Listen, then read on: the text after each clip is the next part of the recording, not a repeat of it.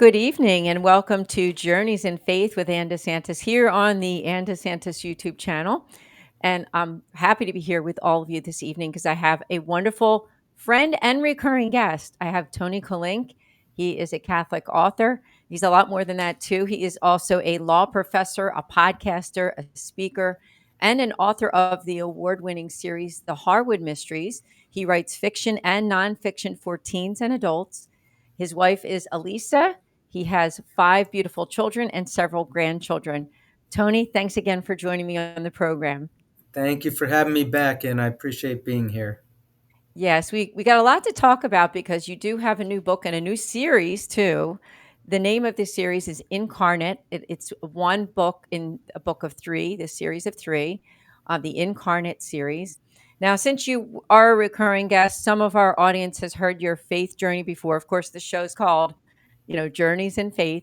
I wondered if you could start out with a little bit about your faith journey and then just, feel free to just dive right into what's going on right now and about this series. Thanks so much, Tony. I went to Catholic school my whole life, and including I went to an all boys Catholic high school, Don Bosco Tech in New Jersey, in Patterson, no longer in existence. But and then I even started going to college, Catholic college at Seton Hall, before I eventually joined the military, and I was in the Air Force for 21 years. Retired as a lieutenant colonel in 2012, and then I've been teaching at various law schools, and I'm at Ave Maria School of Law now in Naples, Florida, which, as you might know, is a very Catholic law school, which is really what drew me here. I direct a veterans legal clinic with my students. And my faith journey, I think I grew up like most cradle Catholics, got my sacraments, and I was involved with youth group growing up and thought that, I probably thought I was pretty hot stuff and, knew my faith and everything. But in my later teen years, I wound up falling away from the Catholic Church, actually. And my wife and I started attending a non denominational Protestant church. And partly, despite all that Catholic upbringing, I don't think I ever really fully appreciated the Mass and really what the sacraments were about. And, we were attracted to, great biblical preaching and, great music and things like that. And sometimes I didn't feel like I was maybe getting that as a teenager, at least. And so we wound up being born again Christians for a few years. And again, I was, very involved, with, learning the Bible at that time and getting involved with the Protestant church we were involved with. And it's kind of a funny story how I came back to the Catholic faith was, I was working at in an office environment, and the guy who sat right across from my desk, his name is John Braun, actually, it became the godfather of one of my kids. John Braun was there, and he was a very strong Catholic, and I was a fallen away Catholic, born again Christian. And I said to myself, I'm going to teach John Braun a few things about the Christian faith and show him why, being a Catholic is not the way to go. And over the course of a year, I found myself kind of humbled in that scenario, because what wound up happening was John wound up bringing me back to the faith, and mostly by introducing me to the Apostolic Fathers and to history. And once I kind of got on that train and started, looking more into history, I realized what I had accepted, some of the, premises that I had accepted about Christianity and why the Catholic Church, wasn't the right church, couldn't bear the test of time when I actually, had to be confronted with the Apostolic Fathers and, what were they saying about the Mass and what were they saying about the church and what were they saying about a lot of the sacraments that I had thought, were poppycock. I realized that, in fact, I had, gone astray, and I wound up coming back to the church. And, it was actually a bumpy road for quite some time, because my wife didn't actually come back to being Catholic probably for about a decade until after I did. And so that was tough. It was actually, I wound up creating a lot of problems for myself by leaving the church. But I still think that that was kind of the path God had me on. I learned a lot about the Bible, and I feel like my faith grew even when I had left the church in some ways. But I realized, that I needed to come home, and so, I mean, I'd like to say I've been a perfect Catholic since then, but that would be a bold-faced lie. Like anybody, I've struggled throughout my life. I'm a sinner like everybody else. But one of the things that wound up happening was, at some point, as I was being a lawyer and doing these different things in the Air Force, I started getting involved with an organization called the Catholic Writers Guild, which I know, Anne, you're very familiar with, and started wanting to write not just the legal articles that I have to write as a lawyer, and motions and that kind of thing, but I wanted to write fiction, and I especially wanted to write fiction, for teens. At least that was part of what I wanted to do. And through the mentorship of my colleagues at the Catholic Writers Guild and the networking I did there, that's where I got that first contract for the Harwood Mysteries from Loyola Press, which, we had 6 books in that series, for teens, really, ages 10 and up. And the last book in that series, The Devil's Ransom, came out last year. And so then we wrapped that series up.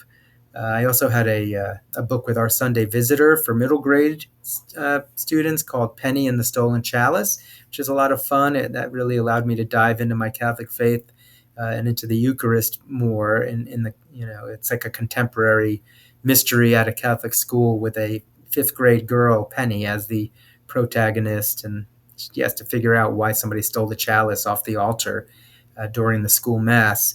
So that was a lot of fun to write. But like you mentioned, those were all for kids. And the book that I am here to talk about today, Incarnate, which I guess I'll show you a copy of it since we're here, is from Chrism Press, another great Catholic publisher. But it is a book for adults, really. It's new adult, maybe older teens, definitely not for my middle graders that I was writing for with Penny, and not even for younger teens, because there's definitely some subject matter in here that I'm sure some parents would say, "Ooh, that's not for kids." It's amazing to hear, as I said to you before this podcast started, I said how amazed I am at all that you can do with the time that you have. And you had this dream to even though you were involved in law and just very busy during the day with all of that, but wanting to do and write fiction. And I love hearing about all the books that you've written. And you have a nice website too. And I think you have 2 websites. Am I correct? The Well, I this one have is my A author website, Yeah, anthonykolenc.com, which has that's right. everything. And then I actually um, took a domain for the Harwood Mysteries. So my harwoodmysteries.com website, but that's just specifically for the Loyola Press books. I don't really have any of my other books on there. Yeah, the your name, which is just Kolenc.com. That's ATONY, just like it looks on the screen, and then Kolenc, KOLENC.com.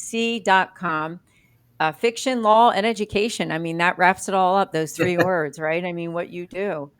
And did you want to tell us a little bit about other things that you do? I know you said, you're the professor of law. Is there anything you'd like to touch upon Yeah, about I your mean, day job and your I, teaching? definitely. Ave Maria, those people who are familiar with Catholic education at the higher education level probably have heard about Ave Maria University in Florida. And we have Ave Maria Law School, which is actually not connected to the university, but we were both founded by Tom Monahan, a very devout Catholic, the founder of Domino's Pizza. Actually, that's where he made his millions in that, and really gave so much of it to found what he wanted. Solid Catholic education at the higher education level, and so Ave Maria is definitely a different kind of school than you might find in some of the other Catholic schools out there that maybe the faith isn't as front and center.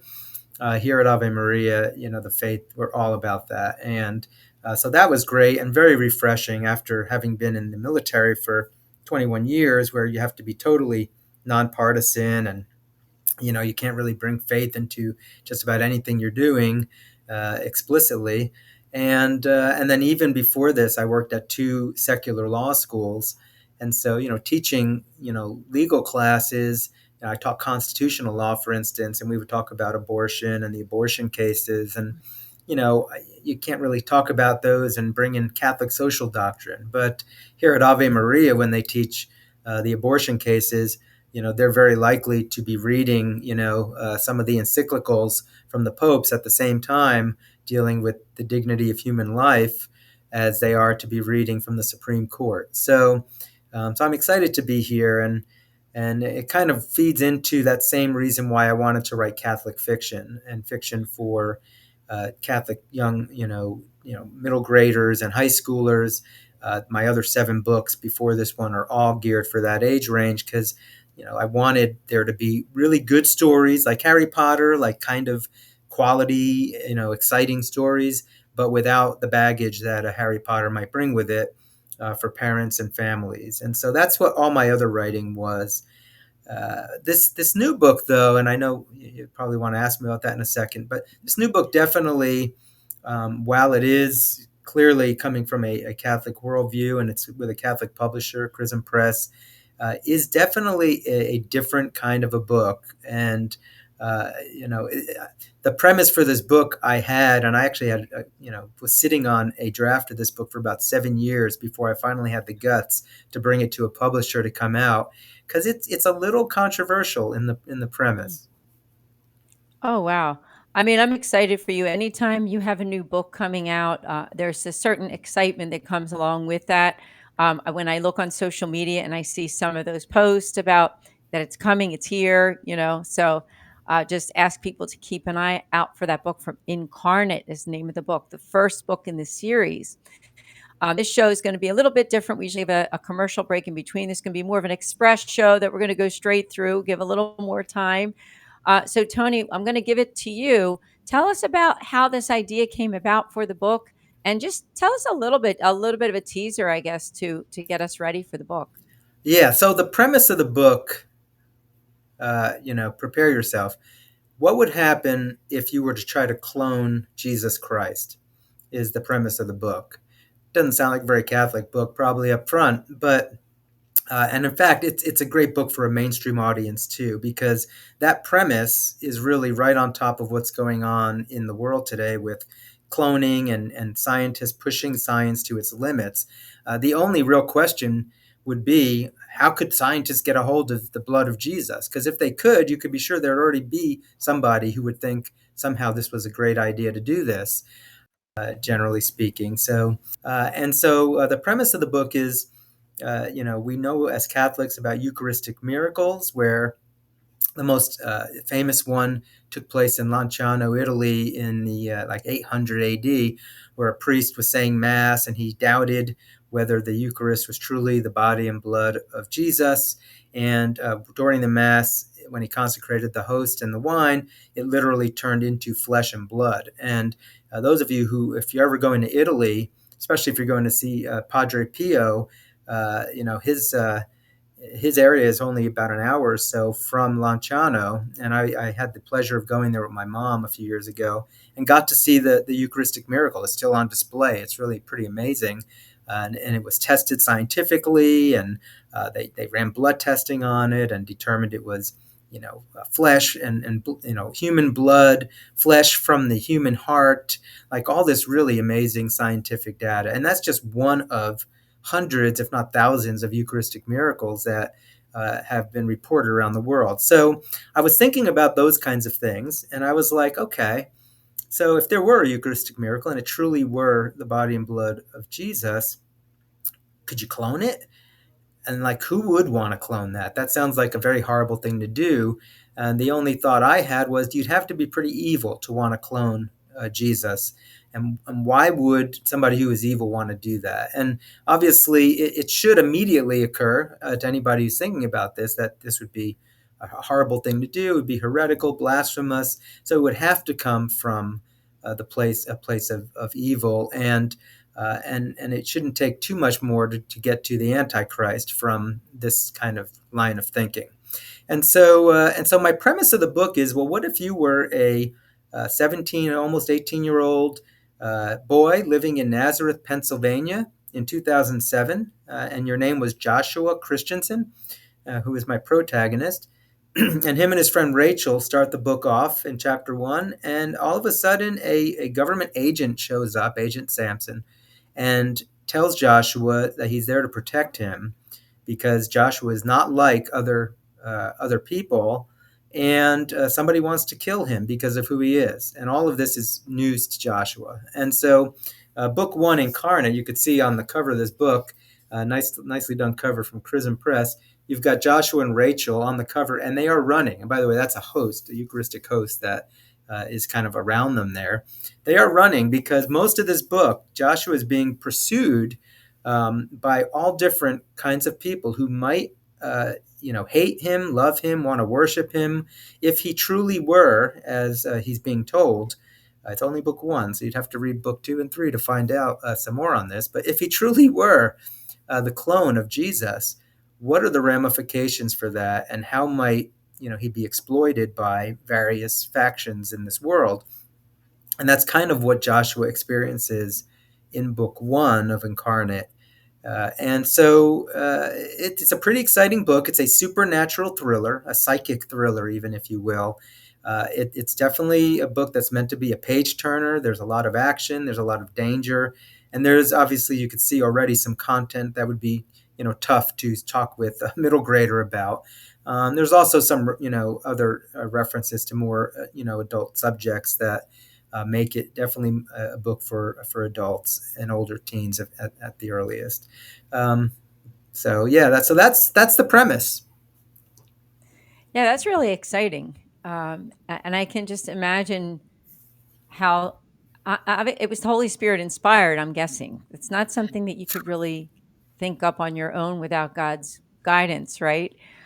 Well, Um, gosh, I sure hope not. I prayed a lot. That's like I sat on this book for a long time. Like, I've talked to you for years. I never mentioned this book to you, right? no. And because I didn't know if I was ever going to publish it or not. And I said, if I'm ever going to publish this book, it has to be with like a Catholic or a Christian publisher, because the ramifications of the premise it could be so offensive to some people that they would be like, is this going to be another Da Vinci Code book that just wants to bash Christianity and Jesus and this kind of thing? And it's not that. It's the very opposite of that, really. But I wrote it not so much as a religious book. I mean, it reads, it's a supernatural thriller. I mean, when you start with the premise that this kid might be the clone of Jesus from a Eucharistic miracle, you don't have to do a lot of effort to get kind of religion into that kind of a book, because it's permeating through the book.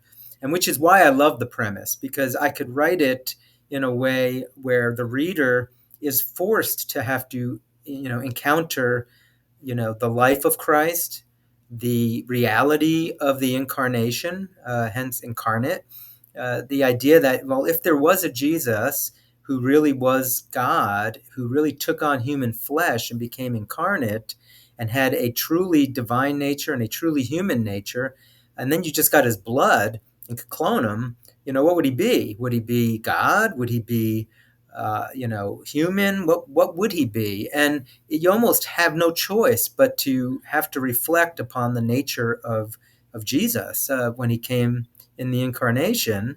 And obviously this was the source of many heresies for a lot of the early years of the church for centuries. And even today, I'm sure there are those who are saying things about Jesus that are heretical because they don't fully appreciate the divine and human nature, which, how could we? It's a mystery beyond understanding. It ties into the Trinity, and there's so much there. And it's impossible to have this premise and not have the reader have to engage with those concepts. Mhm. And so you can write a book that is just sort of an exciting thriller, uh, and also at the same time have to deal with, who is Christ? Who do you say I am? Right, as he said to Peter. Well, what would happen if you were supposedly his clone? Who would you be?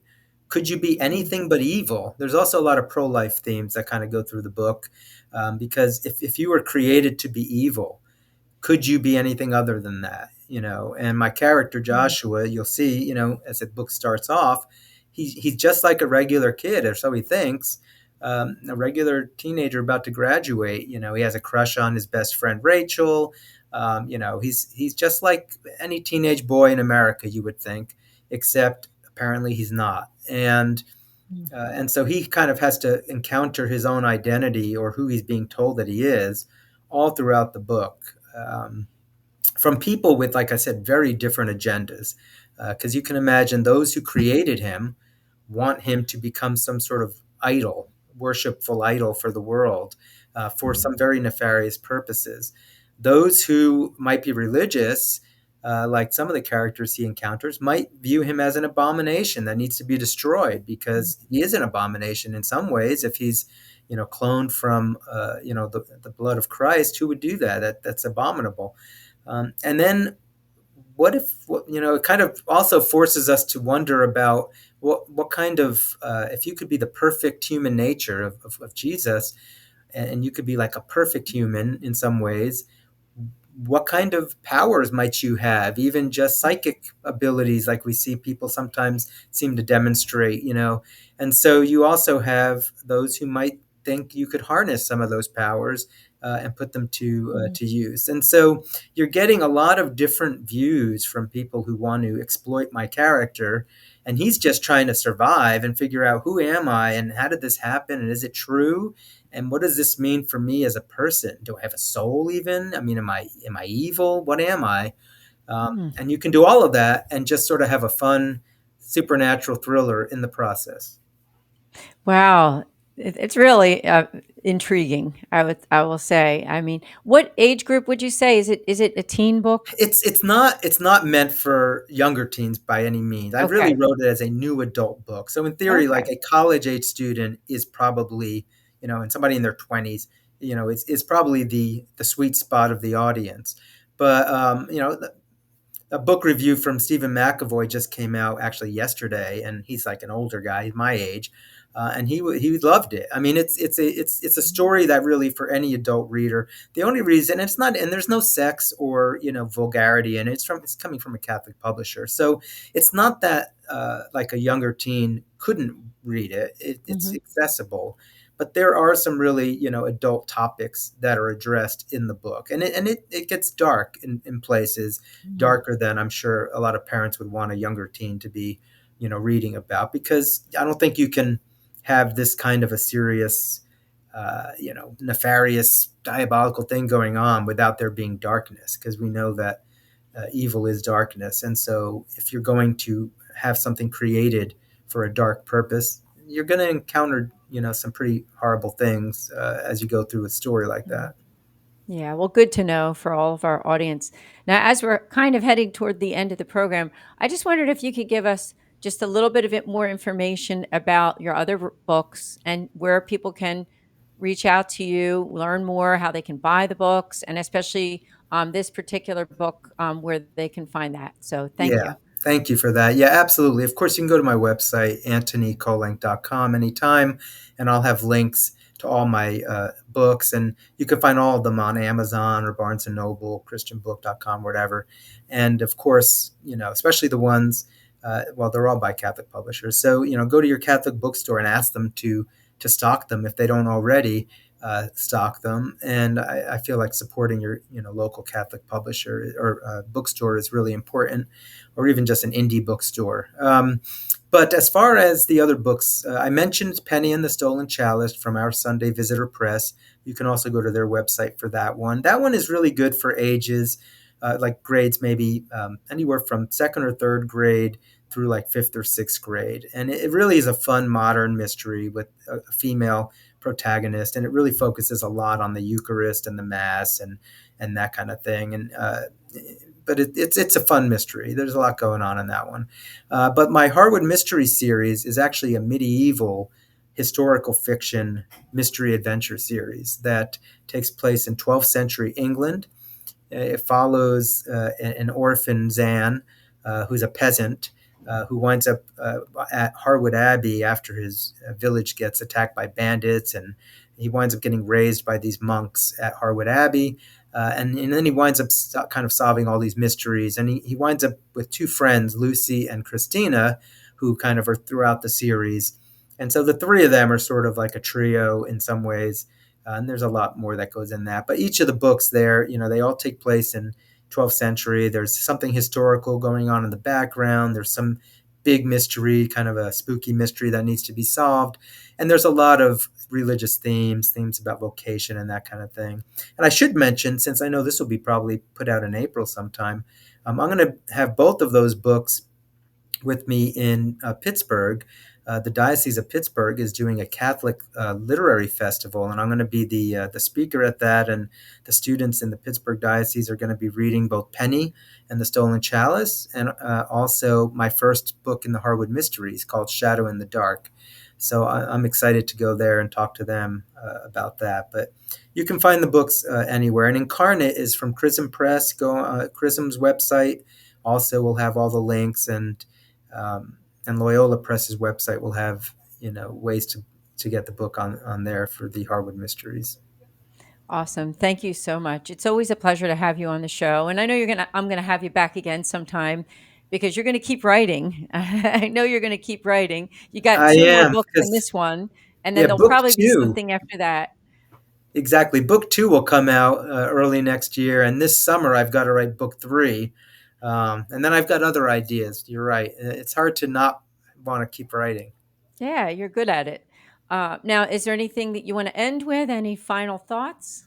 Just I would say for all these books, not just from me, but from other authors, CatholicTeenBooks.com is a great website with a lot of Catholic authors who write for teens. Uh, I would just say, when you're looking for gifts for people's, birthdays and graduations and Christmas and things, don't forget your Catholic and Christian authors that are out there, because there are a lot of really great stories beyond mine for sure that are out there, and we are all writing, hopefully high quality things, but hopefully things that will enhance people's faith, whether it's youth or adults. And I think it's important that we support each other in that ministry. And I know even just the ministry that you're doing also, Anne, with your nonfiction and your speaking and this podcast and show. I mean, it's good for us to support each other because we this is what we all feel like we're called to do, and I think it's important that we hopefully our ministries can grow in that way. Well, thank you for saying that. I do appreciate that. We all have our different gifts and talents, right? And we have different ministries and ways that we express that to other people and to the world. So I'm really grateful for you. And again, I said, we'll have you back again. And to all of you watching, we're the first and third Friday of every month at 8:30 p.m. Eastern Time on the Anne DeSantis YouTube channel. Please like and subscribe, and we will see you all next time. Bye You bye. God bless.